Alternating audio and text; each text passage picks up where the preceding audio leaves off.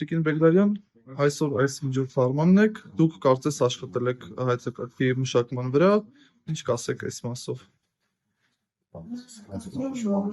Բավականին բարի աշխատանք է զբաղվել հայտնի ինժեներներից, քանի որ ժամանակի փաստարկները հագուստանում են երկրի կառավարման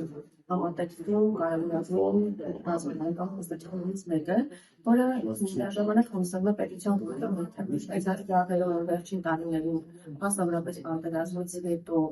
այստեղ հարցություն եւ անվտանգության ռազմավարություն հանրահավաքների կողմից այդ բացի ներկայացնել եւ ձևակերպել սեփական տեսլականը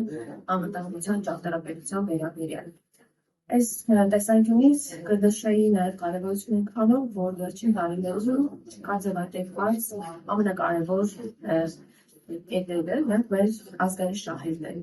որովհետև միգուցե մարդիկ տարբեր տեղերում փորձարկետները խոսում են դրա մասին,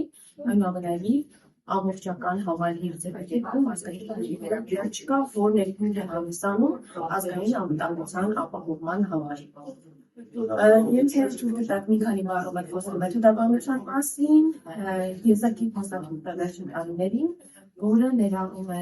ազգային անվտանգության սպառնալիքների բլոկ, բաժանված 3 մասի,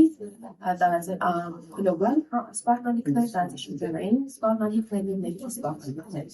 Դրանից հետո նշված է գործիքակազմը, կարողությունների զարգացումը, որոնք ուղղվեն նման սպառնալիքների հակազդմանը, չեզոքացմանը և երբեմն նաև կանխարգելմանը։ Տիկին Բեգլարյանը անվտանգությունը հաճախ ավելի պաշտպանության հետ է ասոցացվում, բայց այստեղ հայեցակարգ տեսանկարչություն եւ այլն այս մասով ինչ կասեք։ Շատ ճիշտ նկատառում էր, անվտանգություն հաճախ ասոցացվում է հանրության մոտ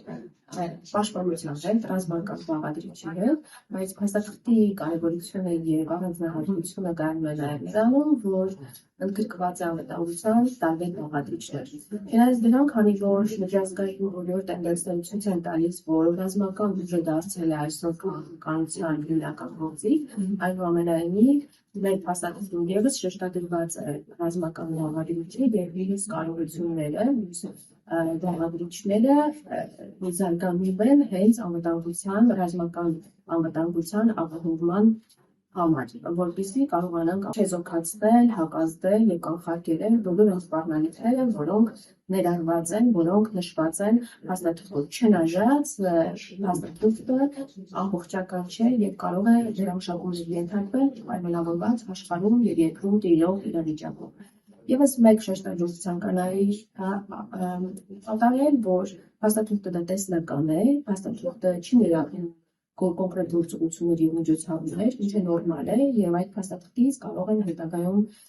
ձևավորվել ոլորտային ռազմավարություններ, դա կլինի ռազմական անվտանգության, տնտեսական անվտանգության, սոցիալական, կրթության ոլորտի եւ այլն։